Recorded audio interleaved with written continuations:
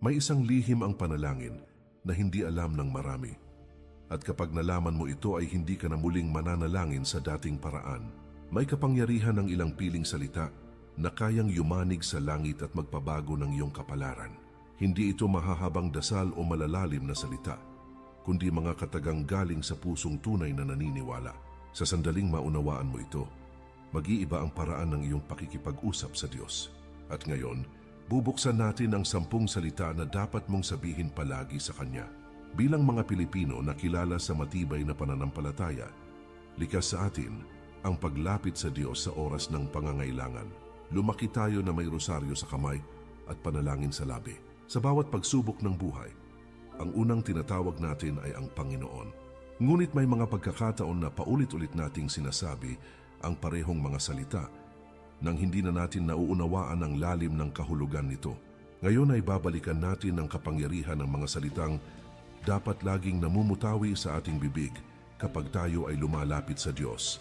Sinasabi sa Psalm 55 verse 17, "Evening and morning and at noon I will pray and cry aloud and He shall hear my voice." Ipinapakita ng talatang ito na ang Diyos ay laging handang makinig sa atin sa bawat oras ng araw. Hindi siya napapagod makinig sa ating mga hinaing at pasasalamat. Ang kailangan lamang ay pusong handang magsalita at magtiwala. Kapag naunawaan natin ito, mas lalo tayong magkakaroon ng lakas ng loob na lumapit sa Kanya araw-araw. Bago tayo magsimula, mga mahal kong manunood, iniimbitahan ko po kayo na mag-subscribe sa ating channel para lagi po kayong updated sa mga bagong videos na aking gagawin. Paki-like na din ito at share sa iyong mga kaibigan at baguhin natin ang ating buhay sa pamamagitan ng mga salita ng Diyos. Sa inyong simpleng suporta ay mas marami pa tayong maaabot na mga kapatid na nangangailangan ng pag-asa.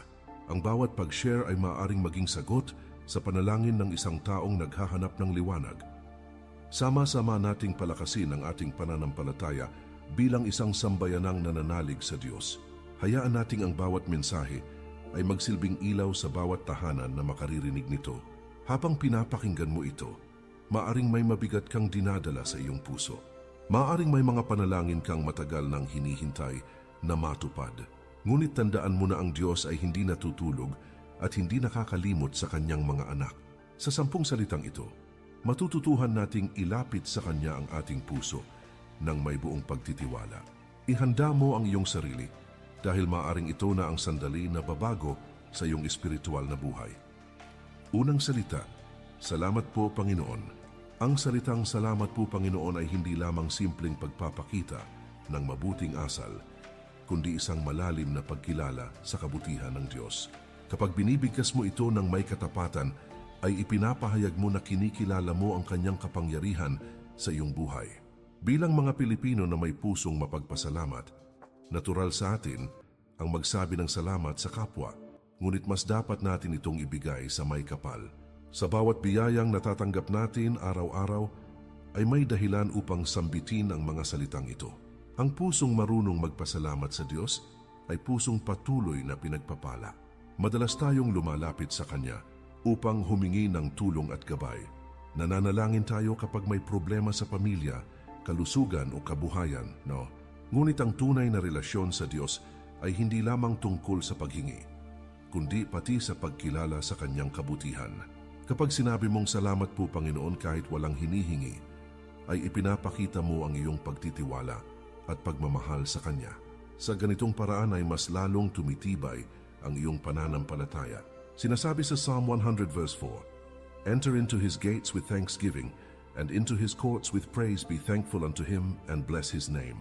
Ipinapakita ng talatang ito na ang paglapit sa Diyos ay dapat laging may kasamang pasasalamat. Hindi tayo dapat pumasok sa Kanyang presensya na puno lamang ng reklamo at hinaing. Ang pagpapasalamat ay parang susi na nagbubukas ng pintuan patungo sa mas malalim na pakikipag-ugnayan sa Kanya. Kapag inuuna natin ang pasasalamat, ay mas nararanasan natin ang Kanyang kapayapaan. Ang pagsasabi ng salamat po Panginoon ay nagpapaalala sa atin na ang lahat ng mayroon tayo ay mula sa Kanya. Ang ating lakas, talino, pamilya at hanap buhay ay biyayang ipinagkaloob niya. Kahit ang mga pagsubok ay may dalang aral na dapat nating ipagpasalamat. Sa bawat sitwasyon ay may kabutihang maaaring makita kung magtitiwala tayo sa Kanyang plano. Kapag nasanay ang puso mo sa pasasalamat, ay mas nagiging positibo ang iyong pananaw sa buhay. Ugaliin mong simulan ang araw sa pagbigkas ng salamat po Panginoon. Sa gitna ng pagod at stress, ay bulungin mo pa rin ang mga salitang ito. Kapag may dumating na hindi inaasahang biyaya, ay agad mong kilalanin ang kanyang kamay. Kapag may pagsubok, ay piliin mong magpasalamat dahil alam mong may layunin siya. Sa simpleng salamat po Panginoon, ay matutuklasan mo ang lihim ng pusong payapa at pananalig na hindi matitinag. Ikalawang salita, patawarin mo ako Panginoon. Sa pinakatahimik na sandali ng iyong panalangin sa gabi, may mga pagkakataon na malinaw kang kinakausap ng iyong konsensya. May mga alaala ng pagkakamali at pagkukulang na biglang bumabalik at unti-unting nagpapabigat sa iyong dibdib at isipan. Hindi ito nangyayari upang ikaw ay tuluyang panghinaan ng loob, kundi upang ikaw ay dalhin pabalik sa presensya ng Diyos na nagmamahal sa iyo. Kapag buong kababaang loob mong binibigkas ang patawarin mo ako Panginoon, ay binubuksan mo ang iyong puso sa kanyang walang hanggang awa at habag. Sa tapat na pag-amin na ito nagsisimula ang tunay at malalim na paghilom ng iyong kaluluwa na matagal nang naghahanap ng kapayapaan. Hindi lingid sa Diyos ang bawat lihim na pagkakasala at tahimik na pagkukulang na pilit nating itinatago sa paningin ng iba. Alam niya ang bawat pagkakataon na tayo ay nadapa dahil sa kahinaan ng laman at kakulangan ng pananampalataya. Gayunpaman siya ay hindi Diyos na mapanumbat o mapagparusa agad kundi isang ama na puspos ng malasakit at pag-unawa. Hinihintay lamang niya ang ating pagpapakumbaba at ang pusong handang magsisi at magbago. Ang paglapit sa kanya ng may luha sa mga mata ay hindi tanda ng kahinaan kundi patunay ng tapang na harapin ang katotohanan. Sinasabi sa Proverbs 28 verse 13, "He that covereth his sins shall not prosper, but whoso confesseth and forsaketh them shall have mercy." Ipinapaalala ng talatang ito na ang pagtatago ng kasalanan at pagdadahilan ay hindi kailanman magdadala ng tunay na pagpapala sa buhay. Ngunit ang tapat na pag-amin at ang seryosong pagtalikod sa maling gawain ay magbubukas ng pintuan ng habag at awa ng Diyos. Hindi niya tayo itinataboy o hinuhusgahan agad kapag tayo ay lumalapit sa Kanya ng may pagsisisi at pagpapakumbaba. Sa halip ay tinatanggap niya tayo ng buong pagmamahal at binibigyan ng panibagong pagkakataon upang maituwid ang ating landas. Ang paghingi ng tawad sa Diyos ay maihahambing sa isang maruming damit na matagal nang nabahiran ng mantsa at alikabok. Habang ito ay hindi nililinis, ay patuloy na nananatili ang bahid at unti-unting sumisira sa kabuuan nito. Ngunit kapag ito ay maingat na nilabhan at tinalagaan, ay bumabalik ang dating kaputian at linis nito. Ganito rin ang ginagawa ng Diyos sa ating puso kapag tayo ay lumalapit sa Kanya ng may tunay na pagsisisi. Nililinis niya ang ating pagkatao at ibinabalik ang ating dignidad bilang Kanyang minamahal na mga anak. Sa bawat gabi na ikaw ay luluhod at tatahimik sa harap ng Panginoon, alalahanin mong walang kasalanang hihigit sa Kanyang dakilang pag-ibig. Ibulong mo sa Kanya ang iyong mga pagkukulang at hayaang ang Kanyang biyaya ang maghilom sa mga sugat na hindi kayang pagalingin ng mundo. Isuko mo ang iyong kahinaan at tanggapin ang Kanyang kapatawaran ng may buong pagtitiwala at pananampalataya. Bitawan mo ang bigat ng guilt at kahihiyan na matagal mo nang pasan sa iyong puso at isipan. Sa tuwing sasabihin mo ang "Patawarin mo ako, Panginoon," ay mararanasan mo ang kalayaan at bagong pag-asa na tanging siya lamang ang makapagbibigay. Ikatlong salita, nagtitiwala ako sa iyo, Panginoon. Sa mundong puno ng kawalan ng katiyakan at biglaang pagbabago, madaling lamunin ng takot ang puso ng tao. May mga araw na tila hindi malinaw ang direksyong tatahakin at ang kinabukasan ay nababalot ng pag-aalala. Sa ganitong mga sandali, ang pagbigkas ng "Nagtitiwala ako sa iyo, Panginoon" ay isang deklarasyon ng pananampalataya na lumalaban sa pangamba. Hindi ito simpleng mga salita, kundi isang matibay na paninindigan na ang Diyos ang may hawak ng lahat.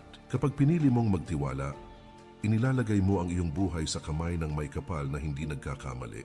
May mga pagkakataon na hindi nasusunod ang ating mga plano at pangarap sa buhay. May mga panalangin na tila natatagalan bago masagot, at may mga pintuang biglang nagsasara sa ating harapan. Sa halip na mawalan ng pag-asa, doon mas kailangan ang matatag na pagtitiwala sa Diyos. Ang kanyang pananaw ay higit na mas malawak kaysa sa ating limitadong pag-unawa. Ang kanyang mga plano ay laging para sa ating ikabubuti kahit hindi natin agad nakikita ang kabuuan nito. Sinasabi sa Proverbs 3 verse 5, "Trust in the Lord with all thine heart and lean not unto thine own understanding." Ipinapaalala ng talatang ito na ang tunay na pagtitiwala ay hindi kalahati lamang kundi buong puso. Hindi tayo dapat umasa lamang sa sariling talino at kakayahan. May mga bagay na lampas sa ating kontrol, ngunit kailanman ay hindi lampas sa kapangyarihan ng Diyos. Kapag ibinigay natin sa Kanya ang ating buong tiwala, ay mas nagiging panatag ang ating kalooban. Ang pagtitiwala sa Diyos ay parang isang batang mahigpit na kumakapit sa kamay ng kanyang ama. Habang tumatawid sa mataong kalsada, maaring hindi niya lubos na nauunawaan ang lahat ng nangyayari sa paligid, ngunit sigurado siyang ligtas siya. Ganito rin ang kalagayan ng isang pusong tunay na nagtitiwala sa Panginoon. Maaaring hindi malinaw ang lahat ng detalye ng bukas, ngunit may katiyakan na may gumagabay. Sa bawat hakbang ng pananampalataya, ay mas nararanasan ang kapayapaan na nagmumula sa Kanya. Kapag dumating ang mga pagsubok at tila nauubos ang iyong lakas, piliin mong ipahayag ang iyong pagtitiwala sa Diyos. Sa gitna ng problema sa pamilya, trabaho o kalusugan, ay ipaalala sa sarili na hindi ka nag-iisa. Ilagay mo sa Kanyang mga kamay ang iyong mga pangarap, takot at mga desisyong kailangang gawin. Maniwala ka na ang bawat pangyayari ay may layunin sa ilalim ng Kanyang perpektong kalooban. Sa tuwing sasabihin mo ang nagtitiwala, "Ako sa iyo, Panginoon," ay pinapatatag mo ang iyong puso laban sa anumang unos ng buhay. Ika-4 na salita, ikaw ang bahala, Panginoon. May mga sandali sa buhay na kahit anong pag-iisip at pagpaplano ang gawin mo, ay tila wala ka nang makitang malinaw na solusyon. Pinipilit mong kontrolin ang sitwasyon, ngunit lalo lamang itong nagiging magulo at mabigat sa pakiramdam. Sa ganitong punto, ang pagbigkas ng ikaw ang bahala, Panginoon, ay isang pagsuko na may kasamang malalim na pananampalataya. Hindi ito tanda ng pagtalikod sa responsibilidad, kundi pagkilala na may Diyos na higit na makapangyarihan kaysa sa iyo. Kapag sinabi mo ito ng buong puso, ay iniaangat mo sa Kanya ang lahat ng hindi mo kayang dalhin mag-isa. Bilang tao, natural sa atin ang magplano at magsikap para sa ating kinabukasan. Ngunit may mga pangyayari na sadyang hindi natin kayang kontrolin gaano man tayo kahanda. May mga biglaang sakit, problema sa pamilya, at pagsubok sa kabuhayan na dumarating ng hindi inaasahan. Sa mga ganitong pagkakataon, mas lalo nating kailangan ang pusong marunong magtiwala at magpaubaya sa Diyos. Ang pagsasabi ng ikaw ang bahala, Panginoon, ay paggamin na siya ang tunay na may hawak ng ating buhay. Sinasabi sa Psalm 55 verse 22, "Cast thy burden upon the Lord and He shall sustain thee. He shall never suffer the righteous to be moved." Ipinapakita ng talatang ito na maaari nating ihagis sa Diyos ang lahat ng ating mga pasanin. Hindi niya tayo pababayaan kapag inilagay natin sa Kanya ang ating mga alalahanin. Siya ang nagbibigay lakas kapag tayo ay nanghihina at nalulugmok. Sa Kanyang mga kamay ay may katiyakan na tayo ay aalalayan at iingatan. Ang pagpaubaya sa Diyos ay parang isang taong pagod na sa pagdadala ng mabigat na kargamento. Sa halip na pilitin pa ang sarili, ay inilalapag niya ito sa mas malakas na kayang bumuhat. Ganito ang nangyayari kapag ibinibigay natin sa Panginoon ang ating mga problema at pangamba. Hindi ibig sabihin na wala na tayong gagawin, kundi kinikilala nating siya ang magbibigay ng direksyon at lakas. Sa ganitong uri ng pagsuko ay may kasamang kapayapaan na hindi kayang ipaliwanag ng isip lamang. Sa tuwing mararamdaman mong parang wala ka ng kontrol sa nangyayari sa iyong paligid, alalahanin mong may Diyos na nakaupo sa trono. Itaas mo ang iyong mga kamay sa panalangin at sabihin mong ikaw ang bahala, Panginoon, ng may buong pagtitiwala. Hayaan mong palitan niya ang iyong pagkabalisa ng kapanatagan at pag-asa. Manatili kang masipag at masunurin habang hinihintay ang Kanyang kilos sa iyong sitwasyon. Sa pagpaubayang ito, ay mararanasan mo na ang tunay na kapahingahan ay matatagpuan lamang sa Kanya. Ika-5 salita, turuan mo ako, Panginoon. Hindi natatapos ang paglalakbay ng pananampalataya sa pagtanggap lamang ng mga biyaya at pagpapala. May mas malalim na tawag ang Diyos para sa bawat isa na lumago at maging mas katulad ni Kristo sa isip at gawa. Sa bawat araw na tayo ay nabubuhay, ay may mga aral na nais niyang ituro sa atin sa pamamagitan ng ating mga karanasan. Kapag sinabi mong turuan mo ako, Panginoon, ay inaamin mong hindi mo alam ang lahat at handa kang matuto. Ito ay panalangin ng isang pusong bukas at sabik sa paggabay ng may kapal. May mga pagkakataon na iniisip natin na sapat na ang ating kaalaman at karanasan. Subalit sa harap ng walang hanggang karunungan ng Diyos ay napakaliit ng ating nalalaman. Maraming desisyon sa buhay ang nangangailangan ng gabay na higit sa ating sariling pangunawa. Ang paghingi ng pagtuturo mula sa Diyos ay paglapit sa Kanya bilang isang mapagkalingang Ama at Maestro. Sa Kanyang mga kamay ay may direksyong hindi magliligaw sa atin. Sinasabi sa Psalm 32 verse 8, I will instruct thee and teach thee in the way which thou shalt go. I will guide thee with mine eye. Napakagandang pangako nito na ang Diyos mismo ang magtuturo at gagabay sa atin.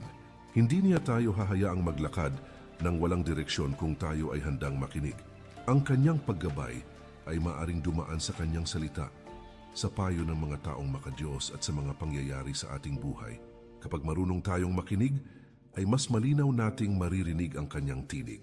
Ang panalangin na turuan mo ako, Panginoon, ay nagbubukas ng pinto sa patuloy na pagbabago ng ating pagkatao. Unti-unti niyang hinuhubog ang ating karakter upang maging mas mapagpakumbaba, mas mapagpatawad at mas mapagmahal. Sa bawat pagsubok ay may leksyong nakatago na magpapalalim sa ating pananampalataya. Sa bawat tagumpay ay may paalala na manatiling mapagkumbaba at nagpapasalamat. Ang buhay na nagpapaturo sa Diyos ay buhay na patuloy na lumalago sa Espiritu. Sa bawat umaga na ikaw ay haharap sa panibagong hamon, ialay mo muna ang iyong isip at puso sa Kanya. Hilingin mo na liwanagan niya ang iyong mga desisyon at hakbang sa maghapon. Kapag may sitwasyong hindi mo maunawaan, ay maghintay at magtiwala sa Kanyang karunungan, maging sensitibo sa Kanyang mga paalala, at huwag isara ang puso sa Kanyang pagtutuwid.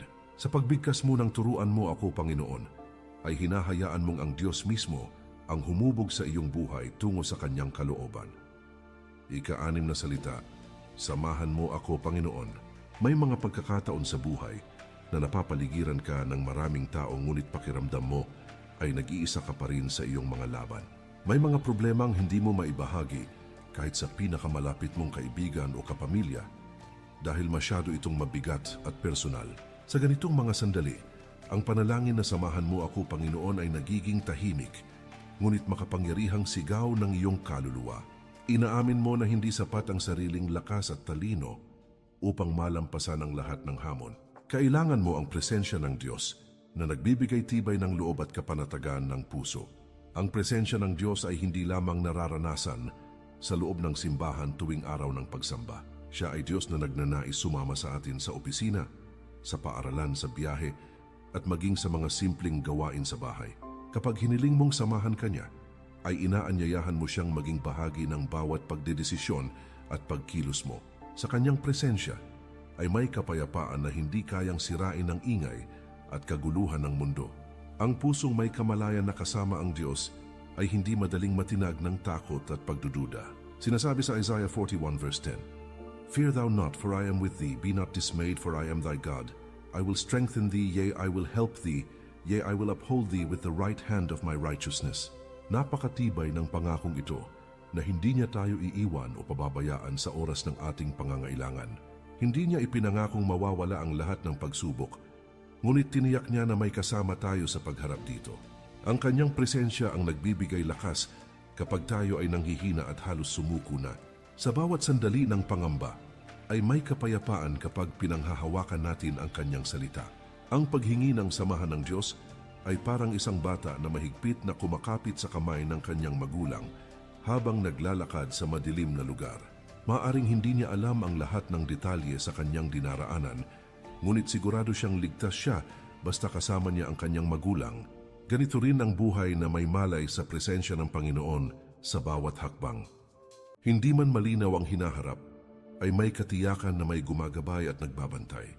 Ang Kanyang presensya ang nagiging lakas ng loob at dahilan upang magpatuloy kahit pagod na ang katawan at isipan. Sa tuwing haharap ka sa mga sitwasyong puno ng takot, pangamba at pagkalito, ay tawagin mo ang Panginoon na samahan ka. Sa bawat mabigat na desisyong kailangan mong gawin, ay isama mo siya sa iyong panalangin at pag-iisip. Kapag nakakaramdam ka ng lungkot at tila walang nakauunawa sa iyong nararamdaman, ay ibuhos mo ito sa Kanya. Ipagkatiwala mo ang bawat araw sa Kanyang paggabay at maniwala na siya ay kumikilos kahit hindi mo nakikita. Sa tuwing sasambitin mo ang samahan mo ako, Panginoon, ay mararamdaman mo ang katiyakang may Diyos na hindi kailanman aalis sa iyong tabi. Ikapitong salita, mahal kita, Panginoon. Hindi lamang ang Diyos ang nagsasabing mahal niya tayo, kundi inaanyayahan din niya tayong ibalik sa Kanya ang pag-ibig na nararapat sa Kanyang pangalan.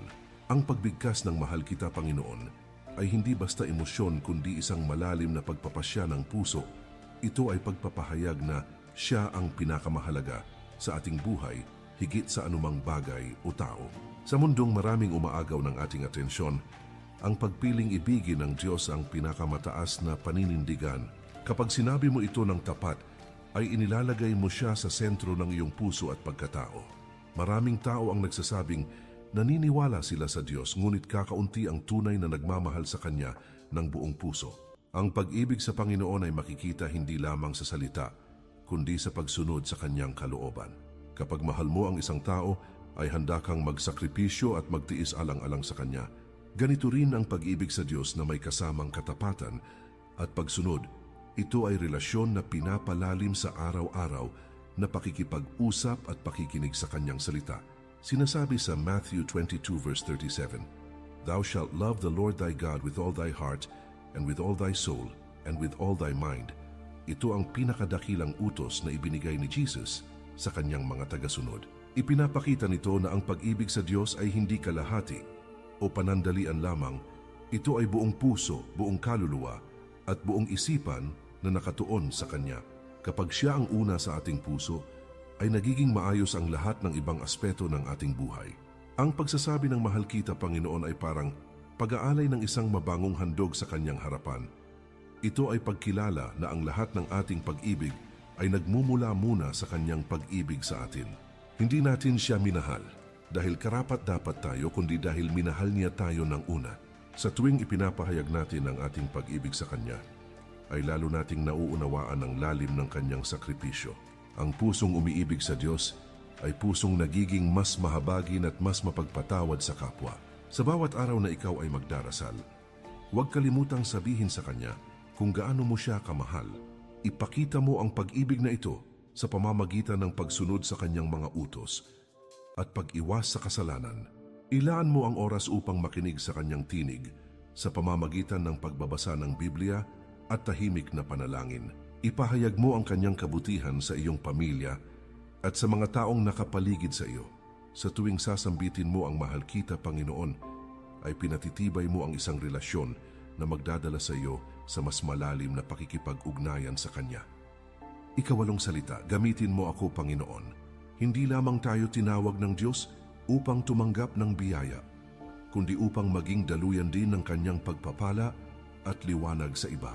May banal na layunin ang bawat buhay at walang sino man ang nilikhang walang dahilan sa mundong ito.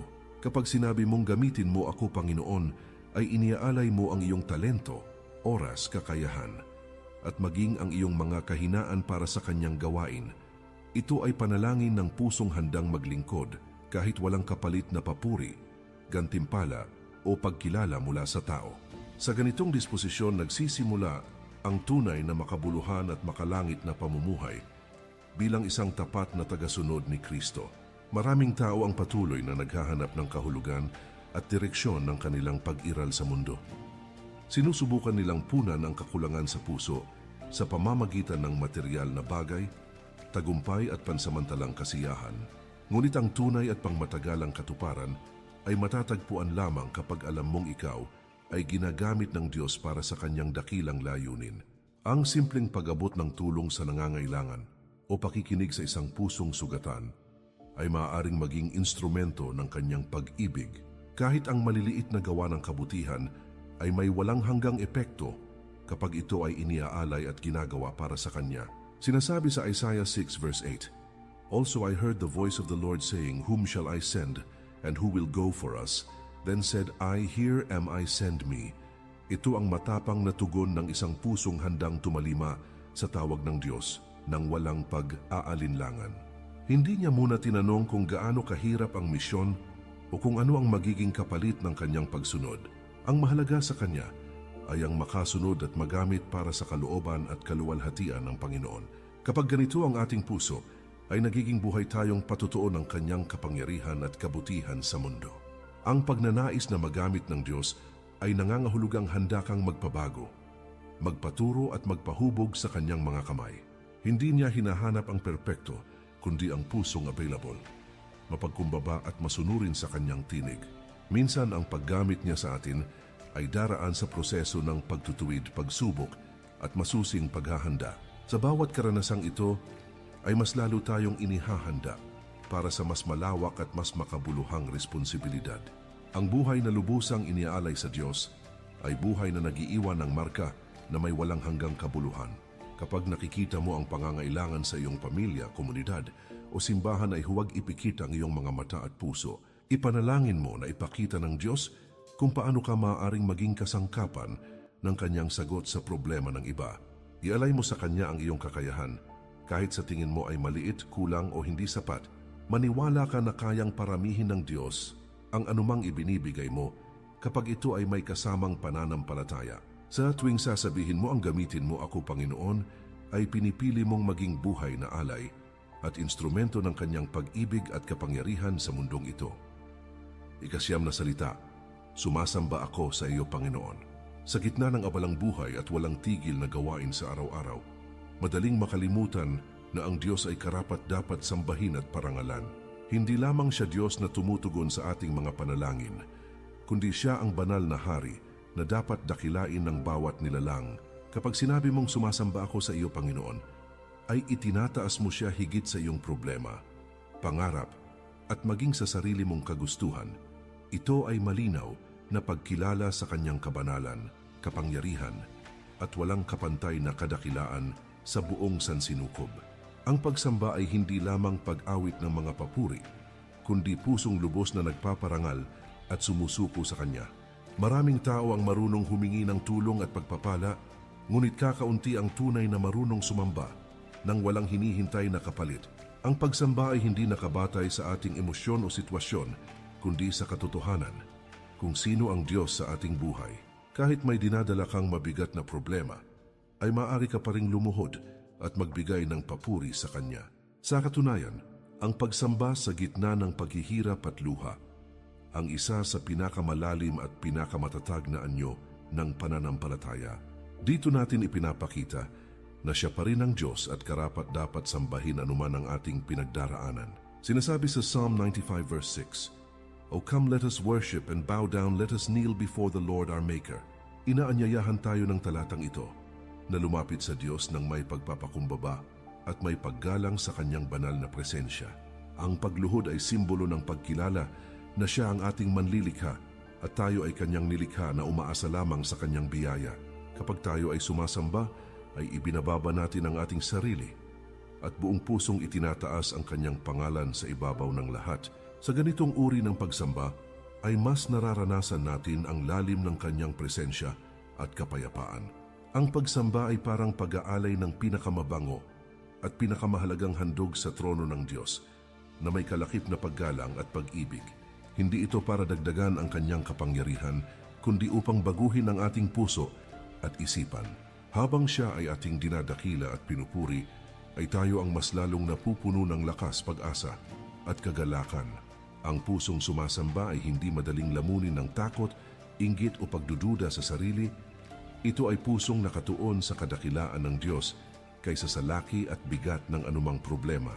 Sa bawat araw na ikaw ay gigising, at bago ka magsimula sa iyong mga gawain, maglaan ka ng sandali upang siya ay purihin at parangalan. Itaas mo ang iyong tinig sa panalangin o awit kahit walang ibang nakaririnig kundi ang Diyos lamang. Ituon mo ang iyong isip at damdamin sa kanyang katapatan at kabutihan na paulit-ulit mong naranasan sa iyong buhay. Hayaan mong ang iyong pamumuhay, pakikitungo sa kapwa at mga desisyon ay maging patuloy na anyo ng pagsamba sa Kanya.